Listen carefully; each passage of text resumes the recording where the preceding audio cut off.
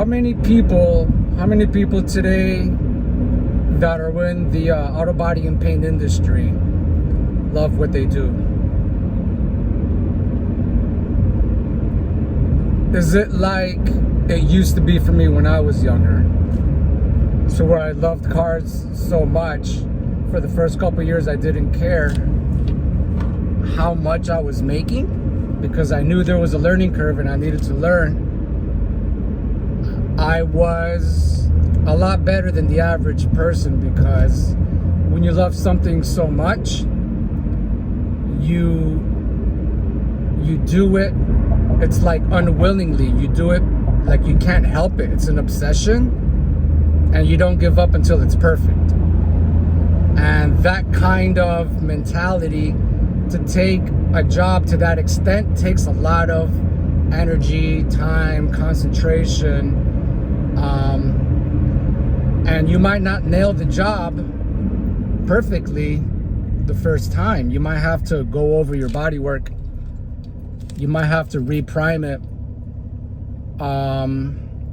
Hopefully you don't have to wet, sand, and buff. That's something for me. After about 9 years, pretty much like between 8 and 9 years, hands-on experience in the work field, nothing that I ever painted needed to be wet, sand, and buffed. And in order to assure that nothing I paint would need wet, sand, and buff, I would do the preparation myself. I would go over the bodywork, I'd finesse it. If I have to reprime it, I would do it, and I would prep my own work.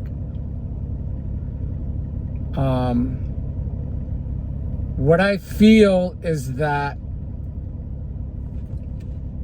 down to the heart of the craft, when it comes to auto body and paint, YouTube is good for a lot of things, but it can also dilute the purity of the art.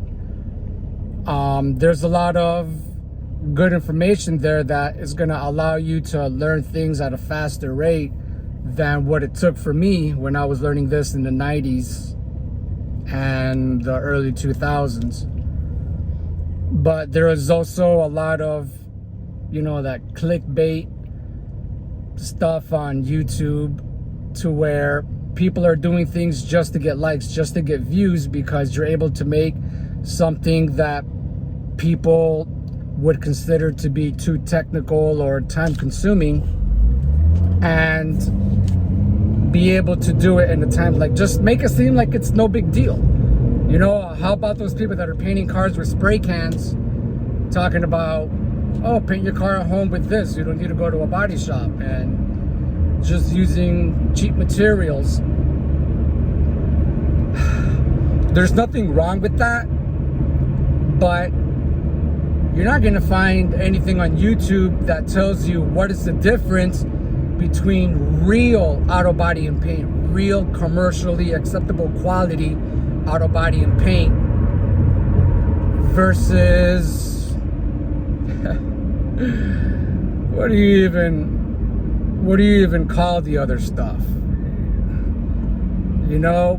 That other stuff with the spray can and spray can primer or whatever, that's what I was doing when I was 13 years old and I was painting my bicycles. That I would ride around different neighborhoods and picking up bicycle parts from people's junk piles. And I'd take a Brillo pad and clean all the chrome stuff out. I'd scrub the tires, clean, patch the tubes, put new brake lines, put stickers on it. That's how I started learning. So I guess it's good for learning that cheap stuff, but nobody ever says, you can learn like this. You can use this and use these cheap materials just so that you learn how sandpaper works and how different grits of sandpaper work, so that you can learn what it is to work with paint at a low cost, a small sacrifice. That you're not going to do it on your actual vehicle and make it worse and ruin it, to where now you take it to a body shop because you didn't make it any better, and now they're going to charge you more money because they have to undo what you did. Now, that stuff, if you're restoring things at home, anything other than a motorcycle or a car, your actual car. I'm talking about if you want to practice on your jet ski, you want to practice on your go-kart, you want to practice on a bicycle, maybe you want to do a repair on your RV, you know, or if you got an old junk car, like if you got a car you really do not give a crap about, to where if you totally destroy it, like you just really, it doesn't matter to you, then that's fine. But if you don't know what auto body and paint is, and I don't mean, oh, you have a friend that does it, or you've taken your car to a body shop once or twice and you got some exposure. I'm talking if you are a tech or not, if you've actually performed work that was good enough to deliver and the client was happy. Not that you got paid and the client took it, and no one's gonna discuss them questioning what you did and why it looks the way it does, and you giving them excuses. That's just how it is. I'm talking about you do a job and someone's like, wow, this is beautiful, it's better than what I thought I was gonna get. Unless you're that guy, don't think that you're gonna be able to do the same kind of quality work with spray can stuff and that bundle that you get from Advanced Auto Parts or AutoZone. You know what I mean? You got to get your materials from a legit auto body and paint dispensary. So, and those aren't easy to find. And usually when somebody who doesn't know anything about this walks in and they're asking for materials to paint their car, you're not going to get far, and they're not going to want to sell you anything that they think it is that you need, so you can come back and say this wasn't it or it came out wrong. They probably won't work with you. So, like the term says, you know, leave it up to the pros. You know, I'm multi-talented, and, you know, auto body and paint is my profession. I've been doing it for almost 25 years. But, you know, I'm not a roof expert, but I was able to educate myself and learn how to fix a roof leak after paying a roofer twice within 3 years to come and do my roof. When I had a third leak, I was like, I need to figure this out myself. My roof is too old. I'm getting too many repairs in a short time. My house is gonna need a whole roof pretty soon. I'm just gonna do this little spot repair, and I did it and it worked. But that's not always the case, because what happens up there isn't cosmetic. It doesn't need to be beautiful. You know, it's kind of dirty. You can see the black tar coming out from underneath the shingles and stuff, and that's fine. But for a vehicle, that's not the case. You know, you're talking about steel and it rusts if it's not sealed protectly, if your materials are not activated and mixed properly, they're not going to catalyze properly, they're going to deteriorate, they're going to rot. It's not going to be able to withstand up to the elements, you know, from the outside world: water, UV sun, dirt, heat, cold, the heat, the cold, the heat, expanding and contraction. And when you wash it, the greaser and detergents and the pressure washer, you know, the rock chips from the highway. So, SOS Ukraine article. On a side note, what's happening in Ukraine is, I feel for that. Just some people here have writing on their back glass with a shoe marker. So, anybody out there today, it seems to me that people, you know, the new generation that's coming up, people in their mid-20s, early 30s that are learning this trade, this auto body and paint trade. They're learning things on YouTube. They did a couple things and they think they're the shit. They think they're a technician. You know, maybe they want to go get a job saying, oh, I've done a couple cars, showing pictures and stuff. I did the same thing. I didn't have YouTube, but I did the same thing. Look what I did when I was in, look what I did when I was in Sheridan Votech. I painted my friends, a lot of my friends. I must have painted about 9 or 10 cars before I actually got a job. And I used to paint them in my backyard. And then I used to pay $100 to go find a body shop that would let me use their booth. for 2 hours for $100. So I can go in there with all my materials, mask it up and all that stuff, paint it and get out. And at the age of like 17 or 18 years old, no one's gonna hire a 17 or 18-year-old to be a painter for the body shop. It's too much of a risk. You ruin one car, man. You ruin one car. Somebody doesn't get their car on time, and now it's costing more time to do it over, more money for the shop, and it might even compromise the quality finish of that job, because not only was it done twice, but what was it that went wrong the first time? Did it cause any compromises or casualties to the existing condition that the second time around had to be a bigger job, you know?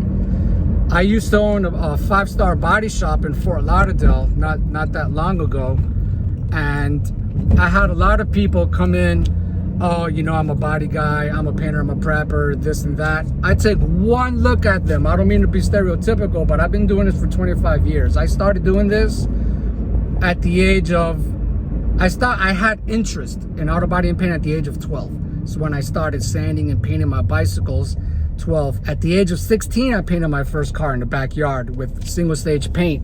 16, 17, 18. When I was 18, I graduated from Sheridan Votech Auto Body and Paint course, right?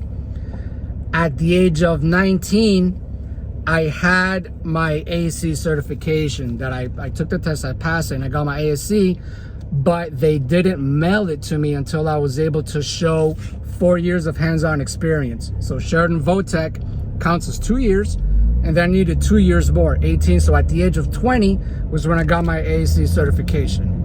But I was certified at the age of 18, okay? At the age that people pretty much graduate out of high school, I already had a certification for B2, paint and refinishing. And I am 42 years old right now. I started this trade in 1996, and today it is 2022. So I've been doing this for a really long time. I take one look at somebody, and I don't mean like looking them up and down. I mean having a 2-minute conversation with them, just the sound of their voice, the confidence from the tone of their voice and their body language, and if I'm getting direct eye contact or not with the person, I already know what they can and can't do, okay? I don't mean to sound stereotypical, but when I was younger, nobody ever gave me a shot. It seemed like they would just take one look at me and tell me that I can't do what I'm telling them I can do, and it would piss me off.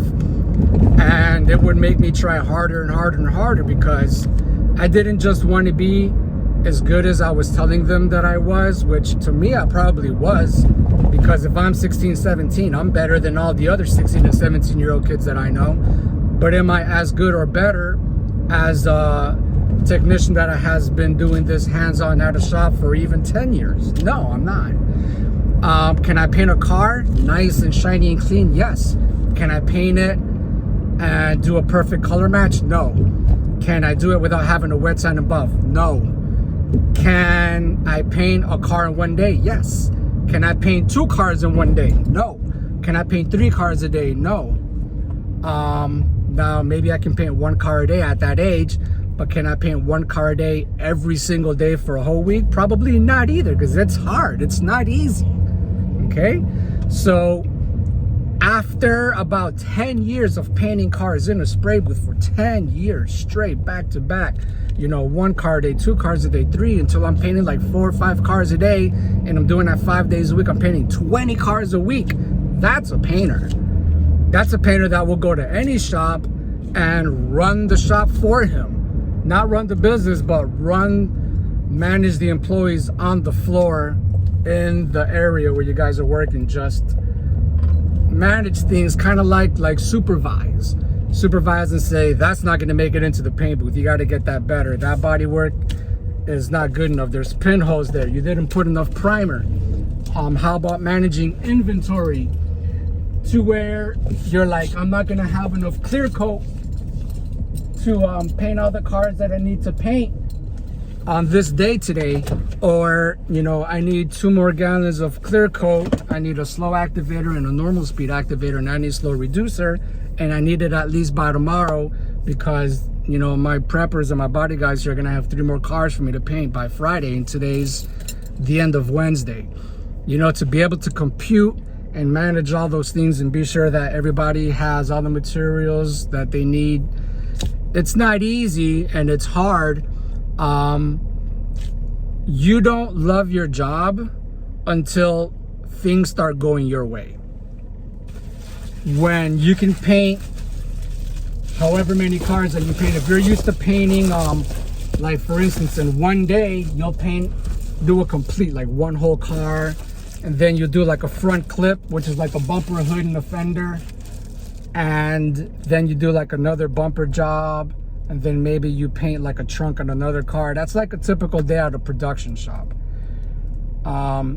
If you're in a position to where you can paint all those things and you mix all your colors and all your colors matched, nothing had to get redone, nothing had to get wet sand and buffed, unless the customer was really picking at it and he's been coming to the shop for like 2 years, and you don't mind doing it for him. You build that relationship, that trust bond, but it doesn't seem that technicians in the auto body industry today, they're just not doing it with the passion that people used to do it.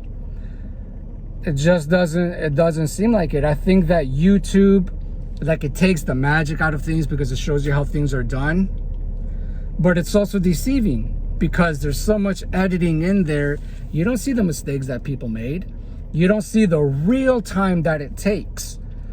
Even if it's edited and it does appear that it did take them 3 or 4 days to do it, you still don't know what it feels like to be that person working non-stop, for 8-10 hours a day, to have to set up station, get all your material, set everything up, your table, your water, everything that you need, and do your job. And then at the end of the day, you got to clean up. You got to clean up the car. You got to blow it off. Make sure you don't have anything that's going to cause a slip and fall or an injury, or dirty the car next to it or something like that, or just cause a dirty environment to where the painter in the paint booth isn't getting a clean paint job because your Bondo dust is all over the place. You shouldn't use a high pressure air blower to blow off your car when you're doing body work if you're in a shop where you have a spray booth that's running.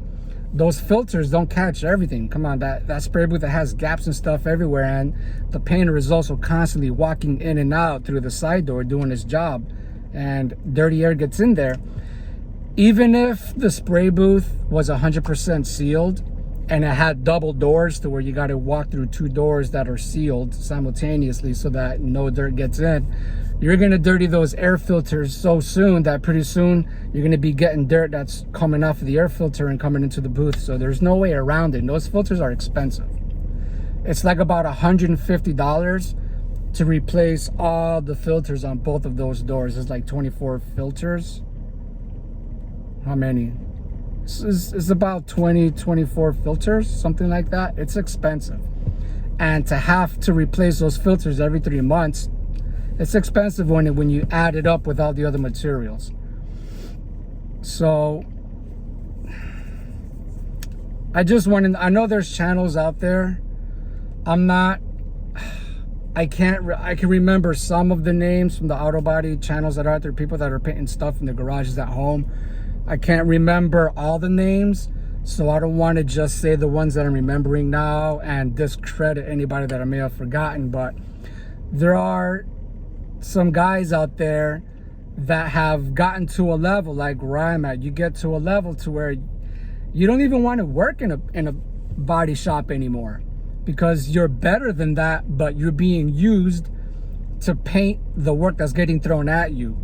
The body work is crappy, the prep work isn't even all that, and the only way the painter's going to make money if he's on commission is to just take it, blow it off, wipe it down, tape it up, and spray it. And whatever imperfections were on there from the body guy or the prepper, it's going to be in there in the paint. The only difference is it's going to be whatever color you painted it, and it's going to be shiny. But it's still going to have the flaws and imperfection. You can see it in the paint job. It's still going to be there.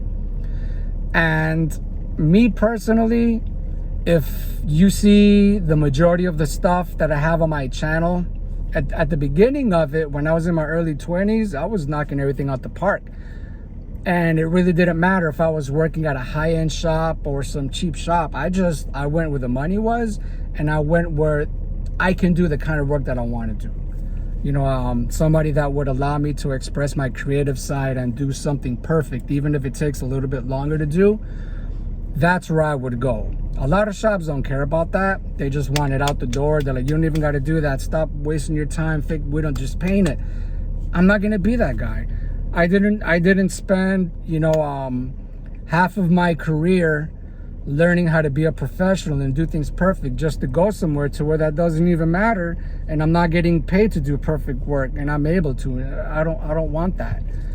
The places that I usually work are places, like I said, that allow me to take my time, and even if I have to redo somebody else's work so that my work comes out nice, so that when I take pictures of what I painted and put it on my YouTube channel or put it on Instagram or Facebook, and it looks badass, that it looks like top of the line stuff, I rather put the extra time and effort, even if I'm fixing someone else's stuff, for me to get the paint job that I want to do so I can take credit for my work. Because if I can do a beautiful, perfect paint job, and if the bodywork is wavy, or there's, you know, sandblock scratches in the primer, or there's pinholes in it, I don't want that shit on my Facebook or I don't want that. I don't even want to be associated. I don't even want people to know this face had anything to do with that.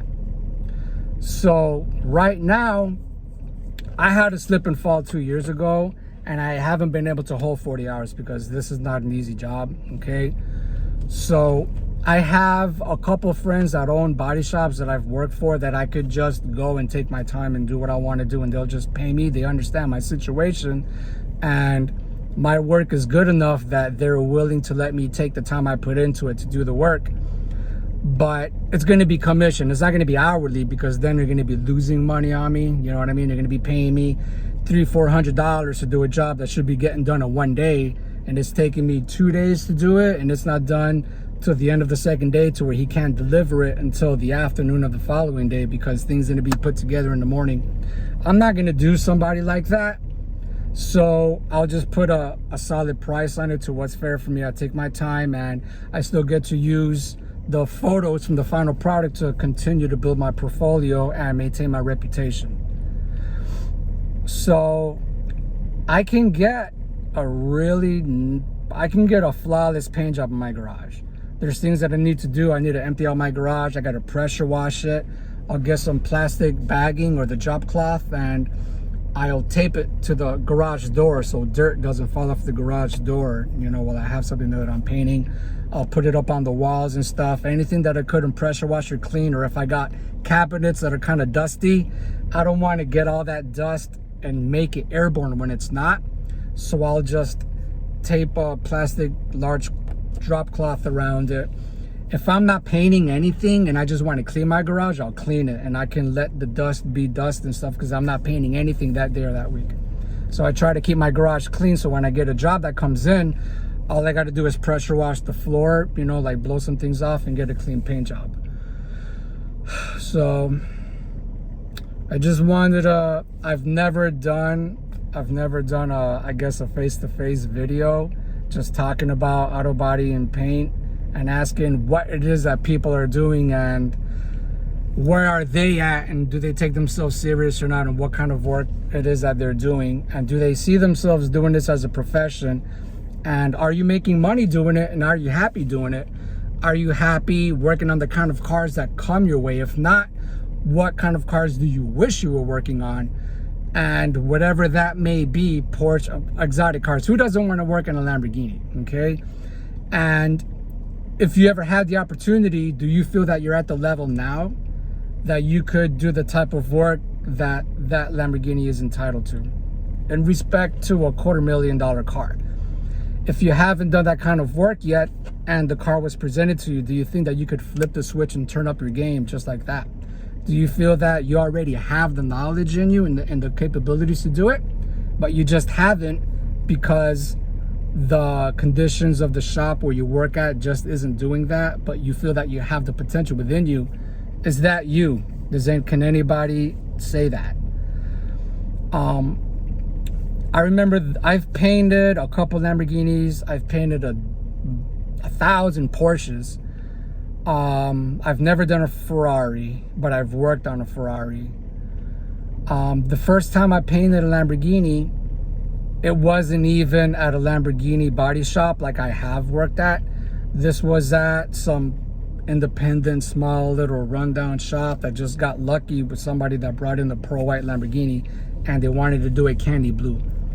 And I remember I was looking for work. I was driving like 3 miles an hour, and I was looking at the body shops as I'm passing by, and I'm looking inside, seeing where I want to work. I don't want to go work in some shit place. I want to go work where they got the nice cars at. And some guy goes, yo, he goes, hey, can you paint this Lamborghini? I said, yeah, I can paint that Lamborghini. I never painted a Lamborghini before, but at this time I've already done paint jobs that were top notch. I was just dying to see what my work looks like on a Lamborghini. I was just dying to see what I can do. So I came in, and the first thing he did, he just gave me regular work to do. He's like, no disrespect, paint this bumper cover and we'll take it from there. I'm like, yeah, you know, as long as I'm getting paid, I don't care. So painting just whatever it is that he gave me. Once he's seen that I can paint, and my work, my prep and body work was trustworthy, he goes, you want to start the Lambo? I'm like, let's go. And I stripped that Lamborghini down to the teeth. I stripped it. The only thing I didn't do was, we had Lamborghini technicians come down to take out the engine, and they came and they took off the wheels. They took out the engine and the wheels, and they stripped the interior. The left was up, the rest of it was left up to me.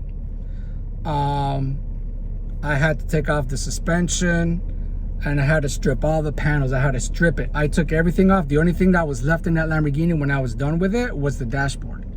I took everything out. I never worked on a Lambo before, and I had to buy tools to take that apart, because I had tools, but I didn't have the tools that I needed to take it apart. Even some of the parts in the Lamborghini, they were glued together with panel bond, which is a 2-part activated epoxy, and I had to break that epoxy to take some of the panels off. Like the skirts, the rocker panel skirts are glued down. They're carbon fiber and they're glued down. They're not screwed, they don't use clips, they don't have rivets, they're glued. Okay?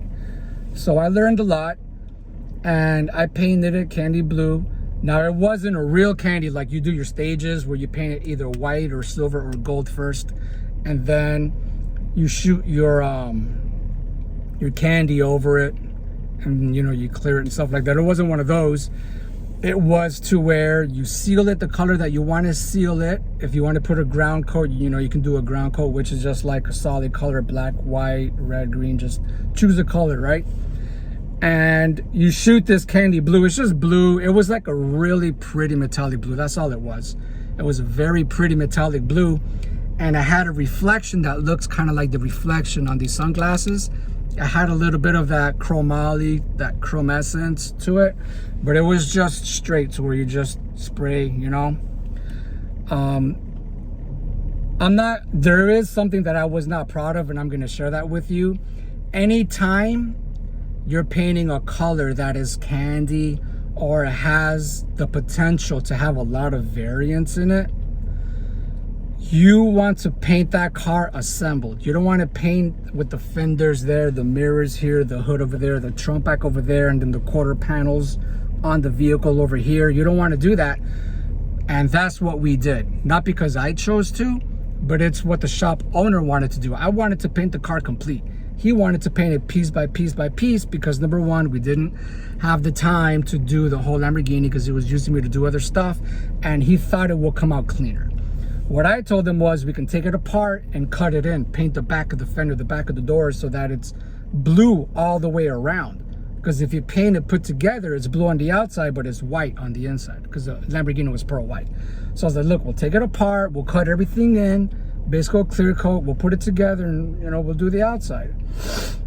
He wanted to paint it piece by piece. So One week I did the fenders, another week I did the mirrors. So the messed up part is each part of that came out at a different intensity of blue. Some of the parts in Lamborghini were light blue and some of the parts were dark blue.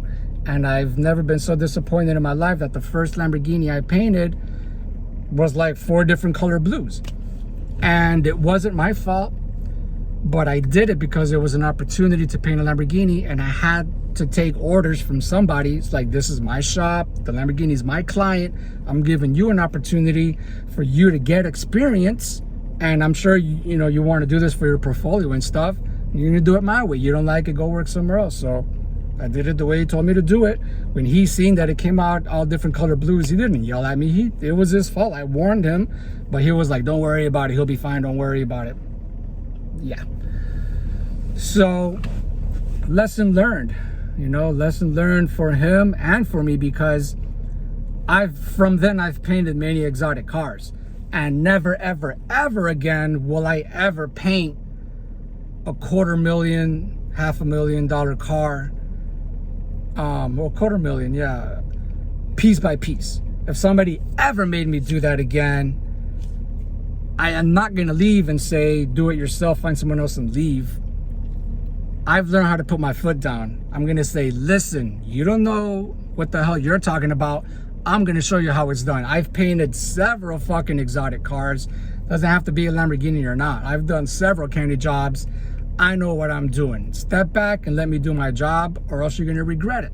Okay, that's how a professional talks.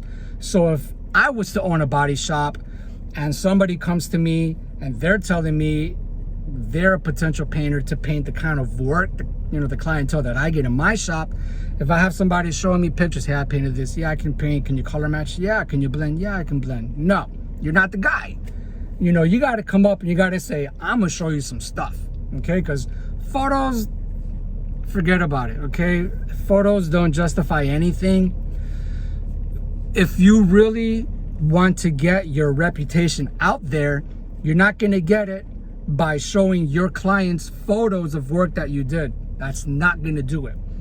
The way you get your reputation built is you get your client. You have to sell your work to your client. And here's a trick. What are the most important things to a client? When a client comes in, to a shop, or they're just talking to you as an individual and they want to get their car painted, right? What are the 3 things, the 3 most important questions? How much is it going to cost, right? How much is it going to cost? And how long is it going to take? And what is it going to look like? How is it going to come out? Those are the 3 most important questions. But the most important question of all is, how much is it going to cost? People just want to know that price. People will cut off their finger for that price. So if you haven't realized this by now, and this doesn't matter if you're in the auto body industry, if you're in the food industry, if you're in the technology industry, it doesn't matter. People want to know how much, because people are willing to sacrifice quality to saving money. Okay, so this is what people want. They want a good price. They want it done in a short amount of time, and they want practicality. They want the luxury. Like, if you can provide a rental, people want to be able to come in and just throw their keys at you, pay hardly nothing, and have their car back like the next day. That's what everybody wants, and it doesn't work like that. So if somebody is asking you, how much is it going to cost, right? And you give them the price before you even explained what needs to be done or why it's that price, you're going to lose that client. And even if you don't lose that client and you give them the price and they're okay with the price, what happens is that the client loses respect for your quality work that you do. Before I give anybody a price, how much is it going to take? I'm like, listen, well, before I tell you how much it's going to cost, let me tell you why it's going to cost that much. And I talk their ear off, okay? People like to be educated, but you don't want to educate them too much, because then they think they know more than you know, and they'll go to the next shop and they'll talk the same talk that you gave them and try to get a better deal. Educate them a little bit to teach them that you have knowledge, okay, and you want to gain their trust. But I talk their ear off and I make them tired, and I'm like, all right, how much? Okay, I get it, just how much, you know? And I don't give them that price until I get them started saying, yeah. You're explaining, so you know when a car comes in and it's all damaged and stuff, and then, you know, you get rust on it and you have to take off that rust, and they're, you know, they're doing this, right? Whether they understand or not, they're doing this, right? And you have to see, you have to use the self-etching primer, you know, your 2K primer. If you use, what's that, Feather Edge primer, which is the fiberglass based primer, no, Feather Fill. Some of you guys out there that do fiberglass, you know Feather Fill. It's polyester resin based primer, and it is gray and it is hard as a rock. You have to sand that primer with 180 grit, and then you have to reprime it with your standard 2K primer. You mix your 2K primer and you prime it with that, and then you can block sand it with 400. So, you know, you tell them these things and you explain the process, and you get them thinking, damn, that's a lot of work. You're gonna do all that on my car? Is that what I'm gonna get? Yeah. Okay, see, now they're saying, yeah, now they're like, wow, okay, so I see what he's gonna do. So you wanna get your client agreeing with you. You wanna get your client to believe you, to trust you, to nod their head and say yes. You wanna get your client saying yes and doing this before you give them the number. That way, when you're blah, blah, blah, and you're explaining and they're doing this and you got them right in that sweet spot where they're smiling and you got their trust, blah, blah, blah, is, you know, $1,200, you know? That's how you do it. You know, should you give them a little bit higher price so that they can take you down? It sounds practical, right? It sounds like something you would do, but when my clients approach me with that concept, I say, well, it's possible. I don't like doing cheap work, and people hate the word cheap when you're referring to them and their stuff. People don't like to be classified as cheap or their personal belongings as cheap. I say, I don't like to do cheap work. I say, if I can give you a better price, I'm not going to do it by giving you money out of my pocket because, you know, I have a family, I have a, you know, we got to eat, okay? No matter how the job gets done, it's, you know, us as technicians, we get paid what we get paid. If you want to save money, we're going to do that by using cheaper materials that cost less money, and that right there is a compromise. If you want to make that compromise on your vehicle for this repair, it's your decision. Nobody with their conscience is going to be okay knowing that something cheap is going to go on their vehicle. Okay? Sometimes I'll give people a discount or a deal by giving them more. I never give people money out of my pocket, and I never use cheaper materials. What I do is say, you know what? I can't lower the price because I'm dedicated to using quality work, and I want you to come back. I want you to take this car when I'm done to deliver it. I want you to take this car smiling with no questions. And I can promise you that is a guarantee. But to help you feel better about your financial experience, I can give you a full detail. When we're done, I can do a complete pressure wash, degrease, armor all inside and out, and I'll wax your car for you. How about that? You know, we charge $150 to do that, so you're getting more for your money. How do you feel about that? And that's usually what you want to do. You can also offer and say, listen, I can't really go down on the price because we are using quality materials, and I'm not going to make compromises on your car. I don't do that on anybody's vehicle. I can wet sand and buff your headlights. They're kind of yellow looking. Come look at them. Look what I'm telling you. A wet sand and buff, and this is something that I charge $50 for. So it's like a $50 discount, and you're leaving with basically brand new headlights. There's always something extra that you can do. You can even say, listen, I'll pinstripe your car. Or what else can you do? If they have other damage, like if you're painting a bumper. No, let's say you're fixing a fender, okay, like the side of a fender, and maybe the damage went onto the bumper and scratched the bumper some. You can say, well, I'll tell you what, this bumper also got damaged from when the fender got hit. I'll do a partial on the bumper. I won't paint the whole bumper, but I'll fix the damage on the bumper and I'll blend it for you. How about that? So I hope this was fun. I had fun doing this. I've been dying to do one of these small talks about auto body and paint, just to see what everybody else is doing, and just to know if, be sure I'm not the only one that's still dedicated to this trade. If, you know, people out there, the new generation, that they also have a passion for this and they're taking the right path and they're making sure that you're getting paid. I want to make sure that you guys are doing good work and you're getting paid for your work. Have a good day.